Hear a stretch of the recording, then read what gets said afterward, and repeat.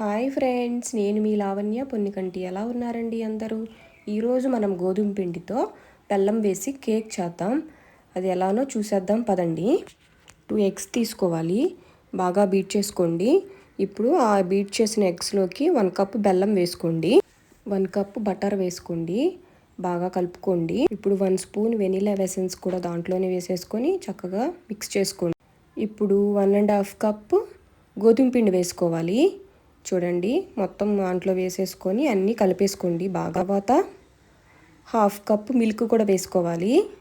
తర్వాత baking soda, baking powder వేసుకోవాలి. 1 spoon baking powder, 1/2 spoon baking soda వేసుకొని cake baking గిన్నె తీసుకొని దాంట్లో ఇసుక పోసుకొని ప్రీ హీట్ చేసుకోవాలి ఒక 10 మినిట్స్. ఆల్రెడీ కలిపి రెడీగా పెట్టుకున్నాం కదా కేక్, చూడండి. అది ఇప్పుడు మనం ప్రీ హీట్ చేసి ఉంది కదా, దాని మీద ఈ బౌల్ పెట్టేసి మనం ఒక 1/2 అవర్ ఉంచితే చాలా చక్కగా రెడీ అయిపోతుందండి కేక్. చూడండి, ఇలా వస్తుంది చివరికి. చాలా చాలా టేస్టీగా ఎమ్మీగా ఉంది. మీకు నచ్చినట్లయితే ట్రై చేసి చూడండి. Thank you friends.